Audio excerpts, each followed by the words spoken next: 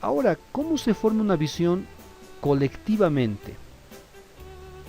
Bueno, colectivamente quiere decir que va a ser una visión que se va a generar entre varias personas. El proceso que utilizó para desarrollar su visión personal debe repetirse en el plano colectivo. Cuando buscamos discernir lo que Dios tiene para el ministerio que nos ha encomendado, además de los pasos mencionados anteriormente, se debe agregar lo siguiente, es decir, que debemos nosotros agregar a aquellos pasos para poder entender personalmente la visión de Dios para nosotros. Hemos dicho que primero debe pedirle a Dios que abra su corazón, sus oídos, sus ojos. Seguidamente también debe estudiar la Biblia para que su corazón pueda entender cómo Dios ha obrado a lo largo de la historia. 3, habíamos mencionado que pueda usted discernir acerca de los dones espirituales que Dios le había dado, y también al final pueda usted en oración pedir a Dios una visión específica.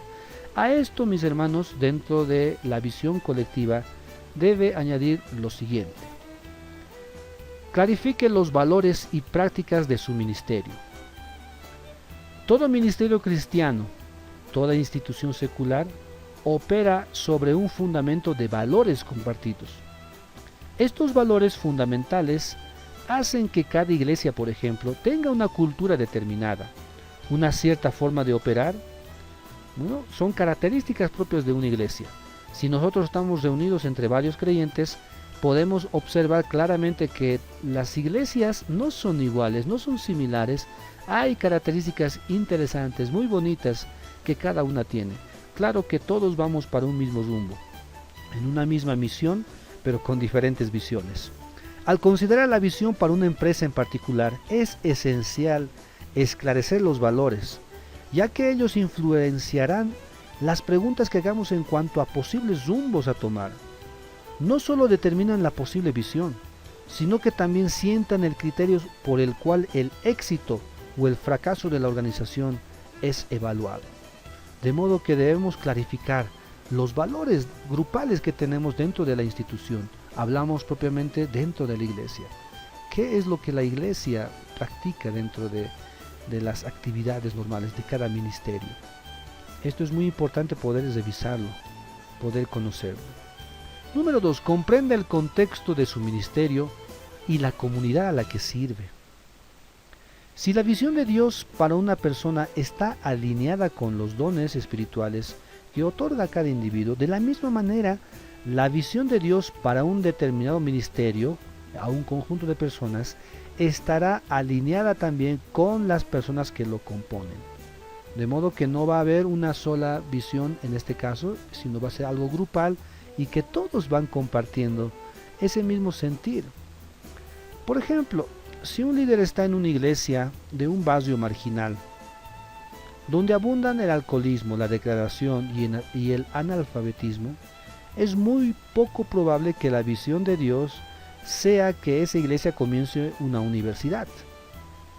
Más bien cabe esperar que Él muestre la necesidad. Dios nos hará entender que se debe abrir una clínica donde se ofrezca tratamiento médico elemental, o construir una casa de transición, de asistencia para personas que han conocido a Jesucristo en la prisión. Mis hermanos, Dios siempre va a moverse bajo la coherencia, nunca va a poder contradecirse. Y si vemos en este caso el contexto del ministerio y la comunidad en la cual se encuentra, la visión va a ir acompañada de esa realidad. Como en este ejemplo decíamos, en un barrio pobre, poder tener la visión de establecer una universidad no va a ser coherente. Debemos comprender entonces el contexto del ministerio de la iglesia y la comunidad en la que se encuentra. Número 3. Confirme la visión recibida con otros obreros maduros. Es muestra de sabiduría y humildad compartir y confirmar la visión con aquellos que están comprometidos. Resulta asombroso ver cómo Dios pasa las mismas convicciones de un grupo de personas al mismo tiempo. Es decir, que se va entendiendo y comprendiendo, que comenzamos a compartir esas ideas que Dios puso en nuestro corazón con otros hermanos también maduros. y se va aclarando los consejos. Dice en Proverbios capítulo 15, verso 22, los pensamientos son frustrados donde no hay consejo, mas en la multitud de consejeros se afirman. Proverbios 15, 22.